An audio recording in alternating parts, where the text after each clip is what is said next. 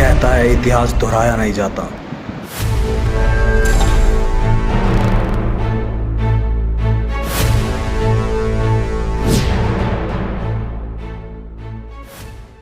हरियाणा की राजनीति में एक बार फिर वही दृश्य देखने को मिल रहा है जो 34 साल पहले हुआ था।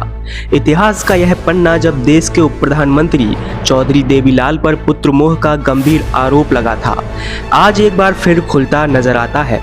चौधरी देवीलाल ने अपने बेटे को राजनीति में आगे बढ़ाने का हर संभव प्रयास किया और उस वक्त यह मुद्दा सत्ता के गलियारों से लेकर आम जनता तक चर्चा का विषय बन गया था।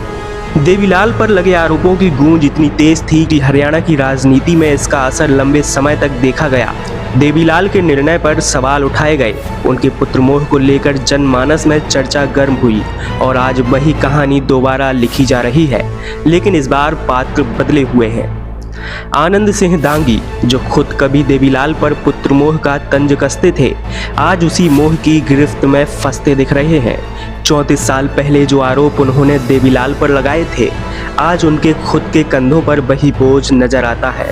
वे आज अपने बेटे को संस्कारी, मेहनती और योग्य साबित करने के लिए दिन रात एक कर रहे हैं। हर गली, हर घर में वे झोली फैला रहे हैं, अपने बेटे के लिए वोट मांगने के लिए मजबूर है। यह राजनीति का सबसे बड़ा विरोधाभास है, जहां सत्ता की चाहत में समय, मूल्य और सिद्धांत सब धुंधले हो जाते हैं। जो बातें कभी दूसरे नेताओं के खिलाफ बोलते हुए कही जाती थी, वही आज अपने पक्ष में साधने की कोशिश हो रही है। आनंद सिंह दांगी, जिन्होंने कभी चौधरी देवीलाल के पुत्र मोह पर हमला बोला था, आज खुद उसी राजनीतिक चक्रव्यूह में उलझते हुए दिखते हैं।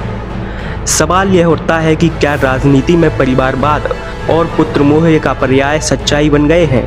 क्या यह सत्ता का वो जाल है जिसमें बड़े बड़े नेता फंस जाते हैं, भले ही वे किसी भी सिद्धांत या विचारधारा के हों? आनंद सिंह दांगी का इस चक्रव्यूह में फंसना सिर्फ उनकी व्यक्तिगत लड़ाई नहीं है, यह हरियाणा की राजनीति के उस कालखंड की पुनरावृत्ति है जब सत्ता और परिवारवाद के मुद्दे पर नैतिकता को चुनौती दी जाती थी।